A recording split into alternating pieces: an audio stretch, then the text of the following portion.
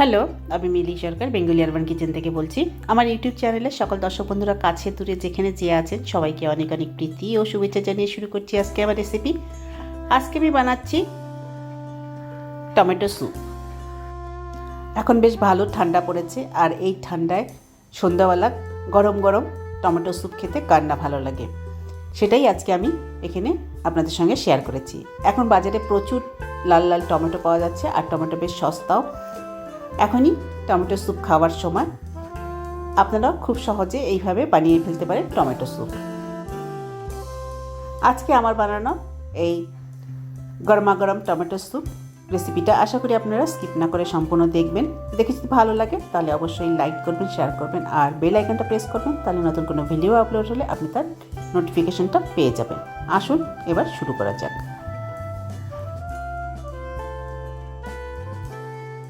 এই tomato soup তৈরি করতে এখানে আমি 500 টমেটো নিয়ে নিয়েছি, একদম পাকা লাল লাল টমেটো।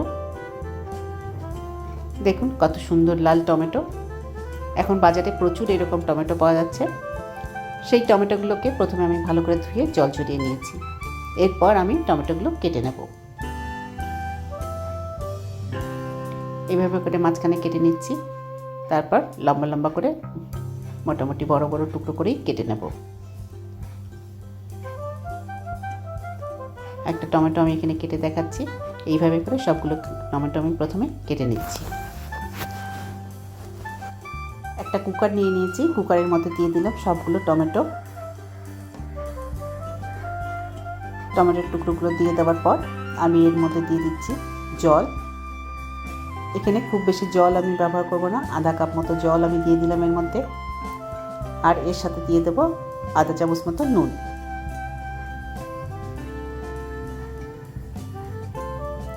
তারপরে এটাকে ঢাকা দিয়ে বন্ধ করে এটাকে কুকারে 2টো সিটি দিয়ে নেব।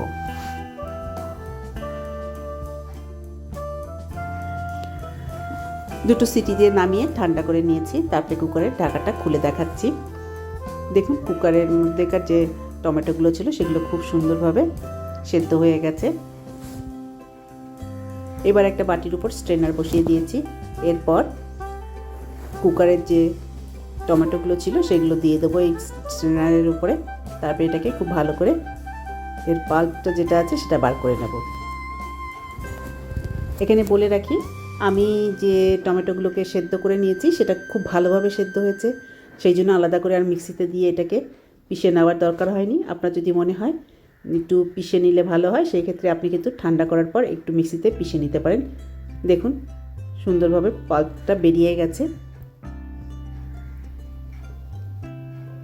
দেখুন কেমন সুন্দর লাল লাল টমেটোর তৈরি হয়েছে। এবার আমি ক্রুটনস বানিয়ে নেব। তার জন্য এখানে 2 স্লাইস ব্রেড নিয়ে নিয়েছি। এরপর এইভাবে করে কেটে নিচ্ছি প্রথমে ব্রেডগুলোকে।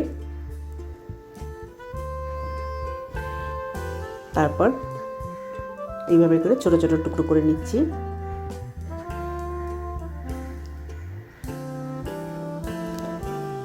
আপনারা সবাই জানেন যে স্যুপের উপর ক্রুটনস দিলে বেশ ভালো লাগে খেতে। সেটা আমি এখানে তৈরি করে নেব, সেটা আজকে আমি আপনাদের সঙ্গে শেয়ার করছি। প্রথমে এগুলোকে কেটে একটা প্লেটে তুলে নিলাম।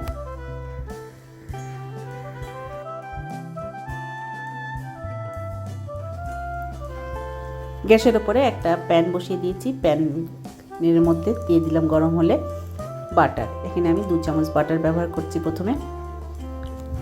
আগে তো আমরা ক্রুটনসগুলো যখন তৈরি করতাম আরও বেশি করে বাটার দিয়ে সেটাকে ডিপ ফ্রাই করা হতো, কিন্তু এখন তো আর স্বাস্থ্যের কারণেই হোক সবাই খুব বেশি বাটারওয়ালা ক্রুটনস বানালে খুব একটা পছন্দ করে না। খেতে যদিও খুব ভালো লাগে, কিন্তু স্বাস্থ্যের কারণে আজকাল আর ওভাবে বানানো হয় না। যতটা কম পারা যায় বাটার দিয়ে এটাকে সুন্দর ক্রিস্পি করে ভেজে নেব।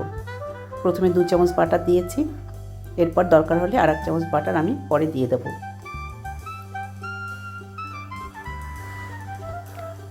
গ্যাসটা কম করে এটাকে দিচ্ছি যাতে খুব ভালোভাবে একটা দিক টোস্ট হয়ে যায়।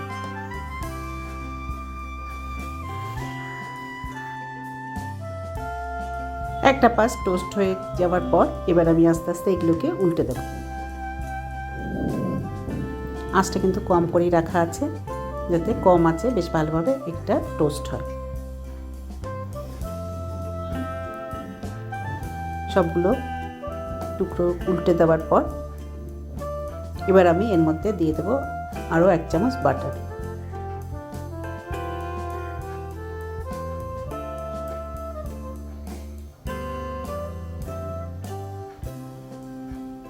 উল্টে দিয়েছি। এরপর আমি এর মধ্যে দিয়ে দেবো আর 1 চামচ বাটার।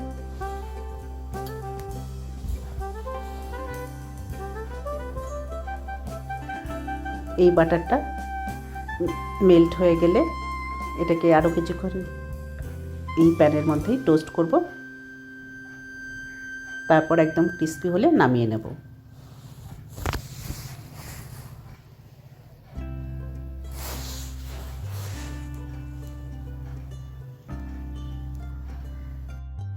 এইভাবে ক্রুটনসগুলোকে তৈরি করে এটা সরিয়ে রাখবো।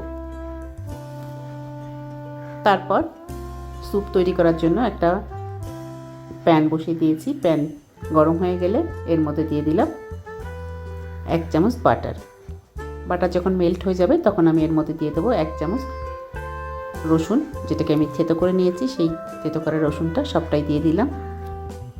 দিয়ে বাটারের সঙ্গে এটাকে একটু নেড়ে নেব।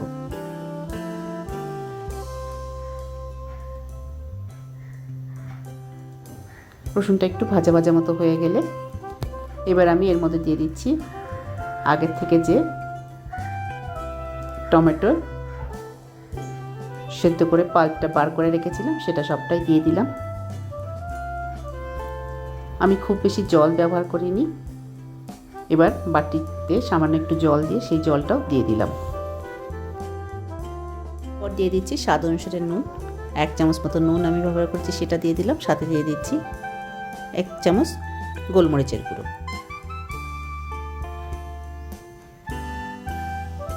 এরপর আমি এর মধ্যে দিয়ে দেবো টেস্টটা ব্যালেন্স করার জন্য 1 চামচ চিনি দিয়ে এটাকে ফুটতে দেব। এখানে বলে রাখি, আমি যে আজকে টমেটো স্যুপটা বানাচ্ছি সেটা কিন্তু খুব বেশি জল ব্যবহার করা হয়নি বলে এমনিতেই বেশ থিক হয়েছে। আমি আর এখানে আলাদা করে কোনো কর্নফ্লাওয়ার ব্যবহার করিনি।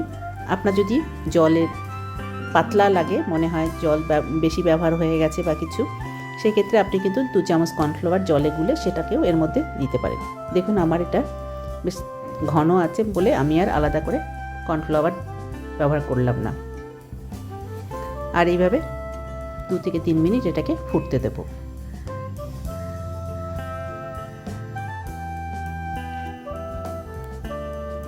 এইভাবে করে 2 থেকে 3 মিনিট এটা ফুটিয়ে নেওয়ার পর খুব সহজেই তৈরি হয়ে গেল আজকে আমার বানানো টমেটোর স্যুপ। দেখুন কেমন সুন্দর তৈরি হয়েছে।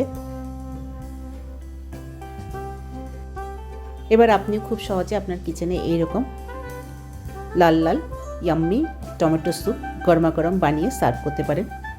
আপনার ফ্যামিলি আশা করি এটা খেতে খুব পছন্দ করবে। আজকে আমার বানানো এই টমেটো স্যুপের রেসিপিটা আশা করি আপনাদের পছন্দ হয়েছে। যদি পছন্দ হয়ে থাকে তাহলে অবশ্যই লাইক করবেন, শেয়ার করবেন আর সাবস্ক্রাইব করে আমার পাশে থাকবেন। আবার দেখা হবে নেক্সট ভিডিওতে অন্য কোনো রেসিপি নিয়ে। ভালো থাকবেন। Thank you.